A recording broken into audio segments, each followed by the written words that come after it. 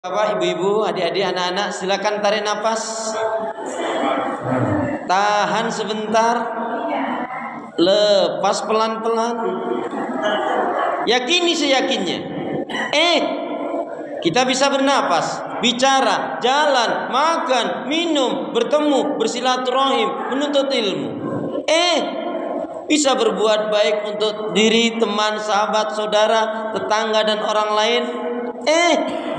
Bisa membedakan mana yang baik, mana yang buruk, mana yang halal, mana yang haram. Lebih dari itu, kita bisa melakukan semua rangkaian aktivitas ibadah, tak lain tak bukan merupakan nikmat, rahmat, karunia dari Allah. Yang dengan itu kita akan selalu ingat firman Allah, Fabi ayyi ala'i rabbikuma tukadziban, Fabi ayyi ala'i rabbikuma tukadziban. Nikmat Allah yang mana yang kamu dustakan? Nikmat Allah yang mana yang kamu dustakan? Diulang-ulangi sampai 31 kali di dalam surat Ar-Rahman. Mengingatkan, mengajarkan kepada kita agar kita pandai bersyukur manakala diberi kebaikan, kesenangan, kenikmatan, kebahagiaan oleh Allah. Bersabar ketika diuji dengan hal-hal yang tidak menyenangkan. Bismillahirrahmanirrahim. Assalamualaikum warahmatullahi wabarakatuh. Salam merupakan doa. Saya mendoakan semua bapak-bapak, ibu-ibu, adik-adik, anak-anak, wabil khusus Bapak Ketua DKM, Bapak Haji Yuni dan semua jajaran para sesepuh yang tidak saya sebut nama satu persatu, tapi insya Allah tidak mengurangi takzim saya, ibu-ibu, adik-adik, anak-anak semuanya. Tapi rasanya salam saya yang satu masih lebih kencang jika dibanding dengan yang banyak ini. Karena itu ingin saya ulangi salam saya. Assalamualaikum warahmatullahi wabarakatuh.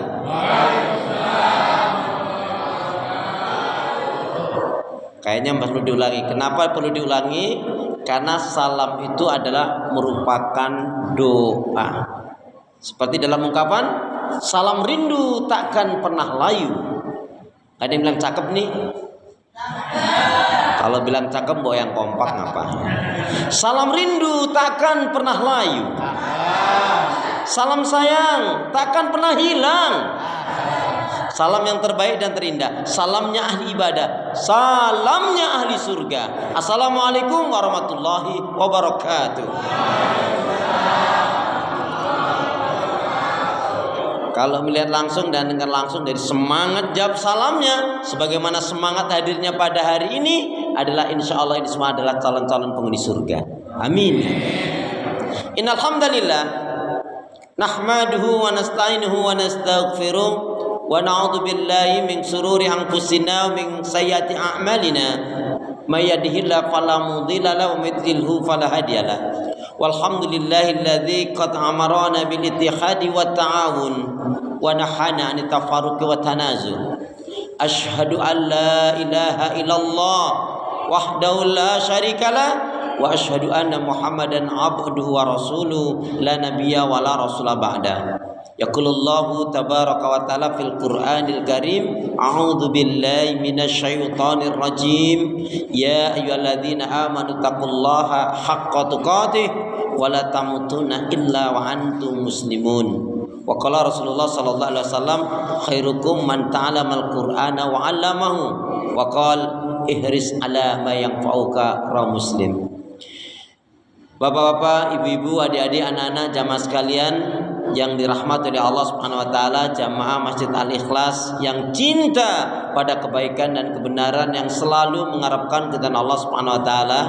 Syukur alhamdulillah hingga hari ini Allah Subhanahu wa taala masih memberi kita kekuatan, kesehatan, kesempatan, kehidupan, ilmu, umur, waktu, rizki. Nikmat yang besar dan nikmat yang terbesar, terutama ditakdirkannya kita oleh Allah dalam Islam dan iman. Dan ini adalah tiket awal untuk menuju surganya Allah, sebagaimana Allah nyatakan di dalam firman-Nya, wassalamu ala manittaba'al huda, wassalamu ala manittaba'al huda. Keselamatan itu Allah akan curahkan, limpahkan, berikan bagi orang-orang yang mengikuti petunjuk hidayah Allah Subhanahu wa taala. Karena itu Bapak Ibu jamaah sekalian, pastikan semua kegiatan aktivitas yang kita lakukan niatkan betul-betul untuk ibadah kepada Allah. Karena hidup dan kehidupan ini tidak ada arti dan nilainya kecuali kita gunakan untuk ibadah kepada Allah. Wa ma khalaqtul jinna wal insa illa liya'budun. Tidak aku ciptakan jin dan manusia, kata Allah, melainkan hanya untuk beribadah kepada Allah Subhanahu wa taala. Karena itu pula doa pinta kita semoga hati, iman, ibadah, akhlak dan ilmu. Saya ulangi, karena itu pula doa pinta kita semoga hati, iman, ibadah, akhlak dan ilmu yang Allah berikan kepada kita hendaknya menjadikan kita bisa lebih baik daripada hari-hari sebelumnya. Bisa memberikan manfaat yang banyak pula untuk diri, keluarga, teman, sahabat, saudara, tetangga dan orang lain. Dan insya Allah dengan semangat fastabiqul khairat, berlomba-lomba di banyak kebaikan, dan dengan istiqomah yang kita minta akhir kehidupan kita mati dalam keadaan husnul khatimah. Amin ya rabbal alamin. Kenapa ya? Kenapa? Ya, karena muslim-muslimah yang baik hatinya, imannya, ibadahnya, akhlaknya dan ilmunya, insya Allah muslim-muslimah yang baik hatinya, imannya, ibadah, akhlak dan ilmunya, insya Allah jiwanya tenang dan tentram walaupun tabungannya banyak. Sekali lagi ya, kenapa ya? Kenapa? Ya, karena muslim-muslimah yang baik hatinya, imannya, ibadahnya, akhlak dan ilmunya, insya Allah jiwanya tenang dan tentram walaupun tabungannya banyak. Amin. Jadi kalau mau tabungannya banyak, baikin hati, iman, ibadah, akhlak dan ilmu. Allahumma salli ala Muhammad, Allahumma salli ala Muhammad. Salawat dan salam semoga Allah selalu curahkan, limpahkan pada Nabi kita Muhammad sallallahu alaihi wasallam yang telah menyampaikan, mengajarkan istilah Islam dengan sempurna, rahmatan lil alamin. Bapak Ibu jamaah sehat semua? Sehat semua? Ibadahnya lancar, tambah sabar, makin bersyukur, lembut hatinya, harmonis rumah tangganya. Saya doakan putra putri, anak cucu panjenengan semua makin baik, solih solihah. Amin. Bapak Ibu jamaah sekalian, saudara seiman, kaitannya dengan Isra Mi'raj ada 3 poin inti saja yang ingin saya sampaikan. Yang pertama adalah kita tahu tadi ayatnya sudah dibacakan. A'udzubillahi minasyaitonirrajim. Subhanalladzi asra bi 'abdihi lailan minal masjidil haram ilal masjidil aqsa alladzi barakna haulahu linuriyahu min ayatina innahu huwas samiul basir. Ini ayat betul-betul Allah sadarkan kita tentang keimanan dan tauhid. Maha suci Allah yang telah memperjalankan hambanya Muhammad Rasulullah, Nabi yang paling dicintai, Nabi ahli syafa'ah, penutup para nabi dan rasul, rahmatan lil alamin, Nabi yang memiliki akhlak budi pekerti yang sangat tinggi dan mulia. Diperjalankan dari Masjidil Haram ke Masjidil Aqsa, kemudian yaitu setelah itu Mi'raj. Ya, Mi'rajnya jelas dari langit 1, 2 sampai Sidratul Muntaha. Tetapi dalam perjalanan itu Allah tunjukkan kekuasaan ciptaan-ciptaan Allah yang sangat dahsyat, yang sangat indah, yang sangat mulia. Untuk apa? Untuk menjadi renungan dan pemikiran bagi hamba-hambanya tentunya yang mau berpikir. Tetapi indah sekali ayat itu Allah tegaskan, Allahu samiul basir. Allah Maha mendengar dan Allah Maha melihat. Saudara seiman, sebelum Isra Mi'raj yang kaitannya dengan perjalanan yang pertama perlu diingat. Ya, saya ingin awali Bapak Ibu untuk ngikutin doa ini dulu. Bu, doa ini lazimkan kehidupan Ibu, insya Allah kehidupan kita Bapak Ibu akan berubah insya Allah hari ini, asalkan Bapak Ibu mengamalkan doa ini. Ikutin saya. Bismillahirrahmanirrahim. Bismillahirrahmanirrahim. Allahumma khtim lana bil Islam wahtim lana bil iman wahtim lana bi husnil khatimah. Ya Allah, akhirilah kehidupan kami dengan Islam, dengan iman dan husnul khatimah. Ya Allah ya Arhamar Rahimin, berilah aku hati yang bersih, pikiran yang jernih, lidah lisan yang selalu jujur, akhlak yang mulia, hidup dan mati dalam ketaatan, keimanan, ibadah, sabar dan syukur. Lebih semangat sekali lagi. Ya Allah ya Arhamar Rahimin, berilah aku hati yang bersih, pikiran yang jernih, lidah lisan yang selalu jujur, akhlak yang mulia, hidup dan mati dalam ketaatan, keimanan, ibadah, sabar dan syukur. Aminnya mana? Ya, jadi ya Allah ya Rahman Rahimin, berilah aku hati yang bersih, pikiran yang jernih, lidah lisan yang selalu jujur, akhlak yang mulia, hidup dan mati dalam ketaatan, keimanan, ibadah, sabar dan syukur. Kita awali terlebih dahulu Bapak Ibu jamaah sekalian sebelum peristiwa besar Isra dan Mi'raj. Isra dan Mi'raj itu adalah betul-betul mukjizat. Kenapa dikatakan mukjizat? Memang nggak masuk akal. Karena akal kita terbatas, kemampuan kita memang juga terbatas. Maka sebelum terjadinya peristiwa Isra dan Mi'raj, kita tahu Rasulullah SAW diuji oleh Allah dengan ujian yang berat, yaitu wafatnya Ibunda Khadijah,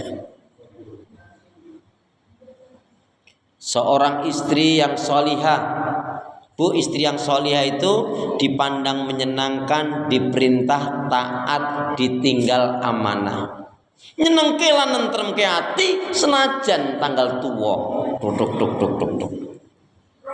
Masya. Ibu mohon maaf, ibu kan sudah lama jadi istri. Sudah ya.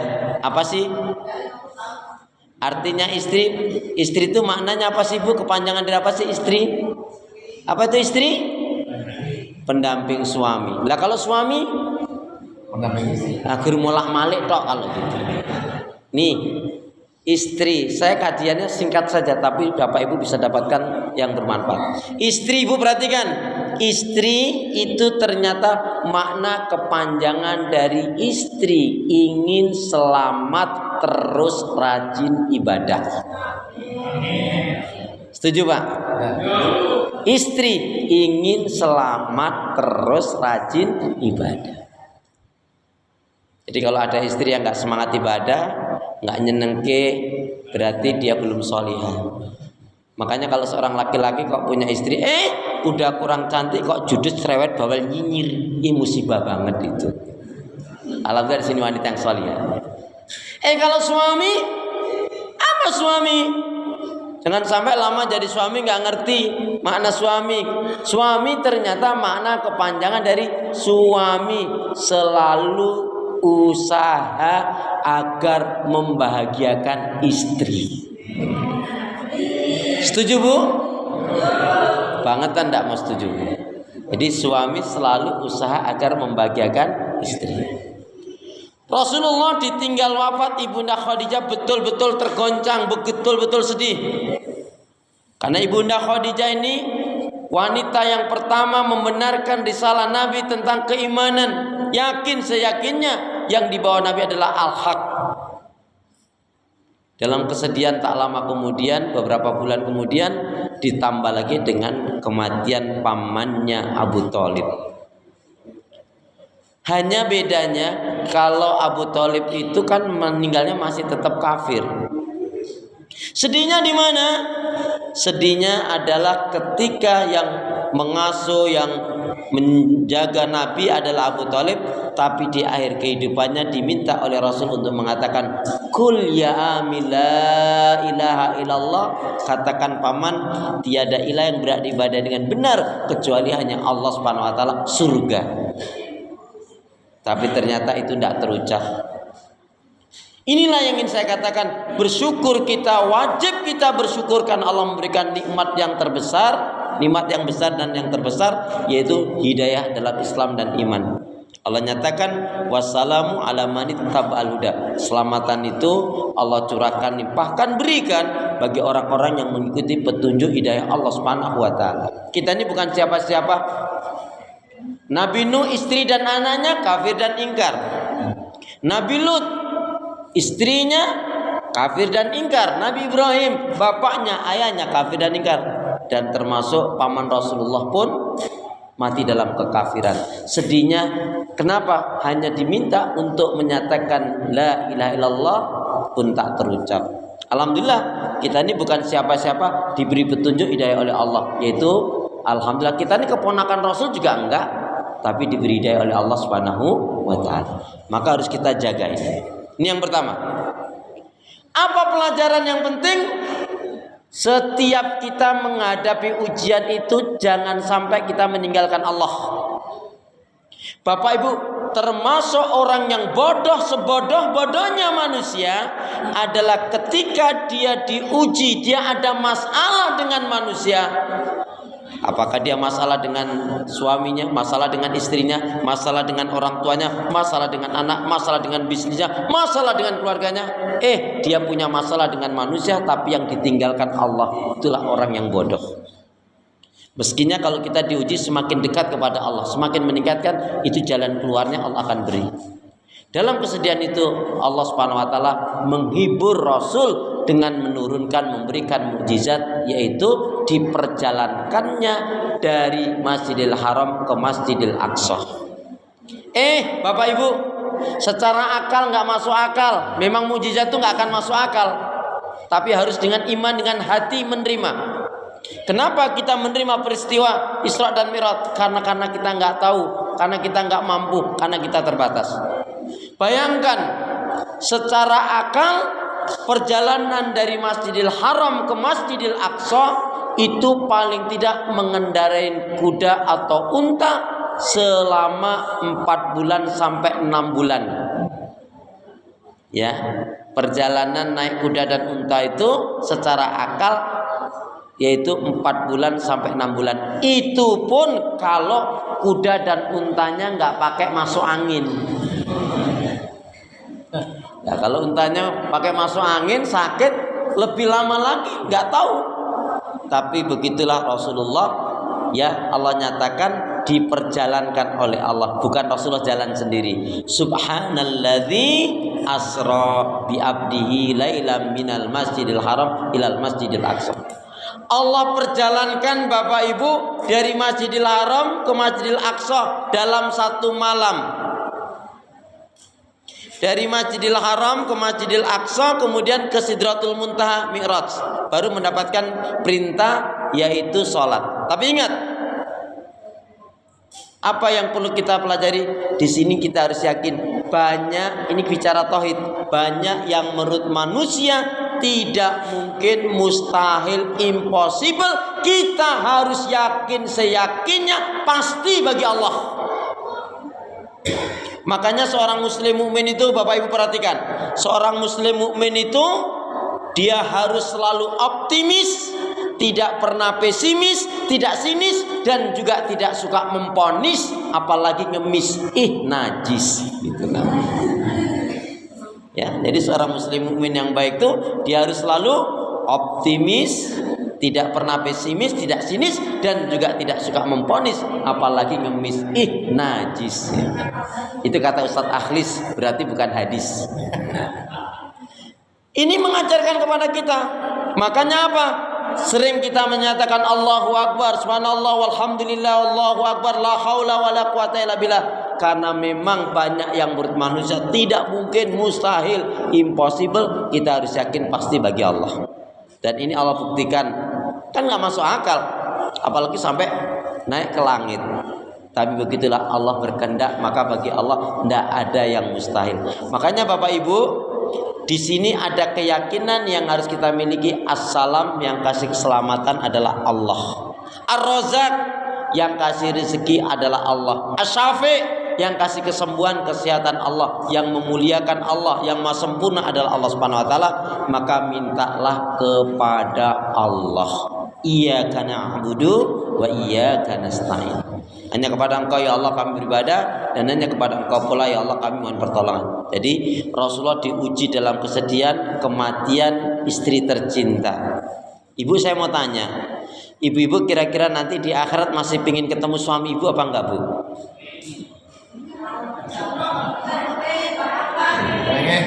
Enggak, kemarin saya ngisi di Tebet. Saya tanya ibu-ibu, kira-kira ibu masih pingin ketemu suami ibu enggak? Enggak Ustadz, enggak Ustadz. Loh, kok enggak, Bu? Saya di dunia udah enek Ustadz katanya. Itu berarti suaminya enggak baik gitu. Nauzubillah min. Kalau bapak-bapak masih pengen ketemu istri, Pak? Berarti bapak ini memang setia ya. Jangan-jangan di depan aja istri ini. Di belakang jani ora lu jani. Astagfirullahaladzim. Ya. Bapak Ibu, kuncinya kalau ingin ketemu lagi di akhirat, pastikan suami istri harus saling mencintai karena Allah, sehidup sesurga. Ya. Jadi saling mencintai karena Allah, sehidup sesurga. Ini peristiwa besar, ujian besar, Allah hibur dengan perjalanan Isra dan Mi'raj.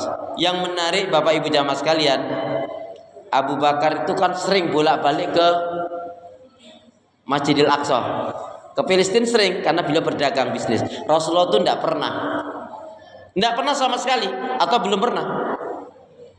Tapi untuk meyakinkan, beliau pun sudah yakin sebelumnya. Ketika orang-orang kafir Yahudi, orang-orang kafir dari kalangan Quraisy, ketika Rasul menyatakan setelah turun ya dari langit, ya dibawa oleh malaikat, kemudian Rasul mengatakan aku adalah Rasulnya Allah, aku membawa risalah, yaitu membawa perintah sholat. Orang-orang kafir Quraisy mengatakan Muhammad sudah gila, nggak masuk akal, nggak mungkin, mustahil. Yang didatangi pertama kali adalah Abu Bakar. Karena Abu Bakar ini yang paling banyak mendukung dakwah, orang kaya yang dermawan, hartanya lebih banyak digunakan untuk fisabilillah. Makanya Bapak Ibu, kalau bicara harta hati-hati. Harta baru diberkahi oleh Allah kalau kita infakkan, sedekahkan di jalan Allah. Harta terbagi menjadi 3, milik Allah, milik kita, milik syaitan. Harta dikatakan milik Allah kalau kita infakkan, sedekahkan di jalan Allah. Dan ingat Bapak Ibu, kalau panjenengan semua mengeluarkan zakat, infak dan sedekah, itu catatannya cuma 1. Apa itu?